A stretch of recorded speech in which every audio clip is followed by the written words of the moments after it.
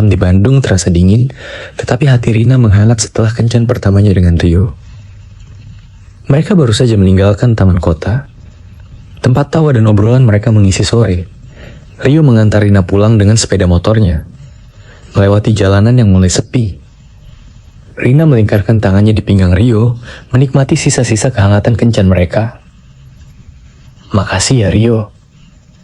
Senang banget hari ini," bisik Rina di telinga Rio, suaranya sedikit bergetar karena dingin. Rio tersenyum, menoleh sekilas ke belakang. "Sama-sama Rin. Aku juga senang." Perjalanan mereka kemudian melewati area yang membuat bulu kuduk Rina merinding. Pemakaman Kristen Pandu atau yang biasa disebut kuburan Cina.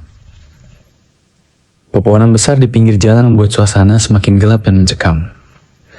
Rina tiba-tiba merasa ada hembusan angin dingin yang menusuk, padahal tidak ada angin kencang. Ia mengeratkan pelukannya pada Rio. "Rio, kok jadi merinding ya?" tanyanya. Suaranya lebih kecil dari sebelumnya. Rio mencoba menenangkannya. "Ah, perasaan kamu aja kali, Rin. Kan udah malam." Namun Rio sendiri merasa ada yang aneh. Dari spion motornya, ia seperti melihat sekilas bayangan hitam melesat di antara nisan-nisan tua. Ia mengernyitkan dahi, mencoba memastikan, tetapi bayangan itu sudah hilang. Mereka mempercepat laju motor, ingin segera keluar dari area pemakaman. Aroma tanah basah dan bunga melati yang menambah kesan mistis. Rina sesekali menoleh ke belakang, merasa ada sesuatu yang mengikuti mereka. Jantungnya berdebar kencang. Apakah itu hanya imajinasinya? Atau memang ada penghuni pemakaman yang tertarik pada kehadiran mereka? Ia berharap Rio tidak merasakan hal yang sama, agar ia tidak terlalu takut. Tetapi, ketika Rio berulang kali mengecek spion, Rina tahu bahwa kekhawatiran mereka berdua serupa. Rio sendiri semakin merasa tidak nyaman. Ia mendengar bisikan samar di telinganya, seperti desisan angin. Namun ia yakin itu bukan suara alam. Bisikan itu terdengar seperti nama Rina diucapkan berulang kali, dengan nada yang menyeramkan. Ia berusaha mengabaikannya, fokus pada jalan di depan. Ia hanya ingin Rina aman sampai di rumah. Akhirnya, mereka tiba di depan rumah Rina. Rio memarkir motornya dan Rina turun dengan lega. Udara di sekitar rumah terasa jauh lebih hangat dibanding di dekat kuburan tadi. "Makasih banget ya Rio. Hati-hati di jalan," tersenyum tulus. Rio mengangguk. "Siap Rin. Langsung tidur ya, udah malam banget ini." Rio menyalakan kembali motornya dan melambaikan tangan. Kemudian beranjak pergi. Rina berdiri di depan pintu rumahnya, menyaksikan punggung Rio menjauh hingga tak terlihat di tikungan. Ia menghela napas, bayangan seram di kuburan tadi perlahan memudar dari benaknya. Rina baru saja akan masuk ke dalam rumah ketika tiba-tiba motor Rio kembali muncul di ujung jalan. Rina mengerutkan kening. Ada apa? Rio seharusnya sudah pulang. Motor itu berhenti persis di depannya. Rio membuka helmnya tersenyum lebar. Di tangannya, ia membawa sekotak martabak manis yang mengepulkan asap. Kok balik lagi Rio? Tanya Rina, bingung. Aku lupa, kata Rio. Tadi pas lewat tukang martabak di jalan pulang, kok tiba-tiba kepikiran kamu ya? Makanya aku putar balik buat beli ini nih. Rina terkejut sekaligus senang. Ya ampun, makasih banget loh. Padahal gak usah repot-repot. Rio menyerahkan kotak martabak itu kepada Rina. Aroma manis coklat dan keju langsung menyeruak menggoda indera penciuman Rina. Sama-sama. Dimakan ya, jangan lupa. Aku cabut dulu.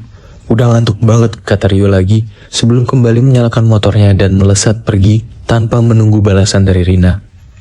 Rina memandangi kotak martabak di tangannya dengan perasaan campur aduk. Terharu karena perhatian Rio, tetapi juga sedikit bingung karena Rio tadi tidak menyebutkan akan kembali untuk memberinya martabak. Ia masuk ke dalam rumah, menaruh kotak martabak di meja dapur. Bau manisnya memenuhi ruangan. Sekitar 15 menit kemudian, setelah berganti pakaian dan merasa lebih segar, Rina teringat ingin berterima kasih lagi pada Rio. Ia mengambil ponselnya dan mendial nomor Rio. Nada sambung berbunyi beberapa kali sebelum akhirnya terangkat. Halo Rio, ini Rina. Halo Rina, kenapa? Suara Rio terdengar serak, seperti baru bangun tidur. Rina mengernyitkan dahi. Baru saja 15 menit yang lalu mereka berpisah. Masak sudah tidur. Ini, aku mau makasih lagi buat martabaknya. Kamu kok tahu aja aku lagi pengen martabak? Kata Rina, sambil meraih kotak martabak di meja, siap membukanya. Henning sejenak di seberang sana. Martabak apa, Rin? Aku kan tadi langsung pulang setelah nganterin kamu. Jawab Rio. Lu kok langsung pulang? Tadi kamu balik lagi ke sini, bawa martabak. Rina mulai merasa ada yang tidak beres. Jantungnya mulai berdebar lebih kencang lagi. Enggak, Rin. Aku beneran langsung pulang. Tadi nyampe rumah langsung tidur. Gak kemana-mana lagi, Rio menegaskan. Seketika itu juga, bulu kuduk Rina berdiri. Jika Rio tidak kembali, lalu siapa yang tadi memberinya martabak? Ia menatap kotak martabak di tangannya. Aroma manis yang tadi tercium begitu menggoda, kini berubah menjadi bau aneh yang samar-samar. Dengan tangan gemetar, Rina membuka kotak martabak itu. Ia siap melihat potongan-potongan martabak keju coklat yang lezat. Namun, yang ia dapati adalah pemandangan mengerikan. Martabak itu dipenuhi belatung. Ribuan belatung putih menggeliat di atas adonan martabak yang menghitam. Beberapa di antaranya sudah merayap keluar dari kotak. Rina menjerit keras, melempar kotak martabak itu ke lantai. Suara jatuhnya kotak diikuti suara belatung yang berjatuhan menimbulkan kengerian yang luar biasa. Ia mundur terhuyung-huyung, ketakutan melumpuhkannya. Pikiran tentang kejadian di kuburan tadi melintas cepat di benaknya.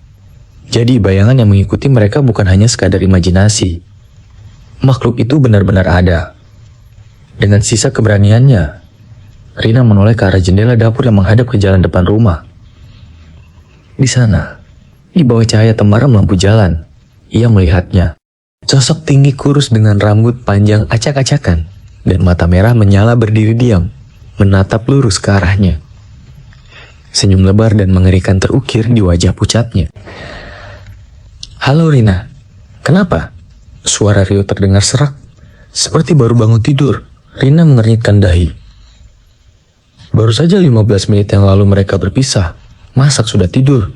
Ini, aku mau makasih lagi buat martabaknya. Kamu kok tahu aja aku lagi pengen martabak? Kata Rina, sambil meraih kotak martabak di meja, siap membukanya. Henning sejenak di seberang sana. Martabak apa, Rin? Aku kan tadi langsung pulang setelah nganterin kamu. Jawab Rio. Lu kok langsung pulang? Tadi kamu balik lagi ke sini, bawa martabak. Rina mulai merasa ada yang tidak beres. Jantungnya mulai berdebar lebih kencang lagi. Enggak, Rin. Aku beneran langsung pulang. Tadi nyampe rumah langsung tidur. Gak kemana-mana lagi, Rio menegaskan. Seketika itu juga, bulu kuduk Rina berdiri. Jika Rio tidak kembali, lalu siapa yang tadi memberinya martabak? Ia menatap kotak martabak di tangannya. Aroma manis yang tadi tercium begitu menggoda, kini berubah menjadi bau aneh yang samar-samar. Dengan tangan gemetar, Rina membuka kotak martabak itu. Ia siap melihat potongan-potongan martabak keju coklat yang lezat. Namun, yang ia dapati adalah pemandangan mengerikan. Martabak itu dipenuhi belatung. Ribuan belatung putih menggeliat di atas adonan martabak yang menghitam. Beberapa di antaranya sudah merayap keluar dari kotak. Rina menjerit keras, melempar kotak martabak itu ke lantai. Suara jatuhnya kotak diikuti suara belatung yang berjatuhan menimbulkan kengerian yang luar biasa. Ia mundur terhuyung-huyung, ketakutan melumpuhkannya.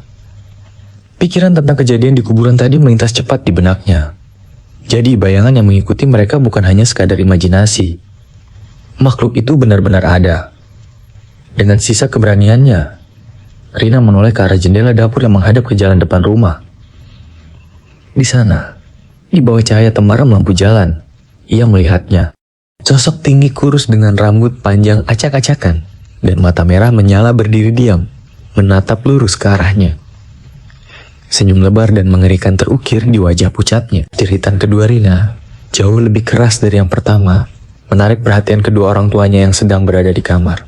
Mereka segera berlari menuju dapur, menemukan Rina yang terduduk lemas di lantai, gemetar hebat, menunjuk-menunjuk ke arah jendela dengan mata terbelalak ketakutan. Ayah Rina segera menyalakan lampu dapur yang lebih terang, tetapi saat ia menoleh keluar jendela, sosok itu sudah tidak ada. Hanya ada kegelapan malam yang menatap balik. Ibu Rina memeluk putrinya erat-erat, mencoba menenangkan Rina yang masih terisak dan menunjuk ke arah martabak berbelatung di lantai. menjelaskan dengan terbata-bata tentang apa yang baru saja terjadi. Malam itu ketenangan keluarga Rina terusik oleh sebuah kejadian yang tak akan pernah mereka lupakan, yaitu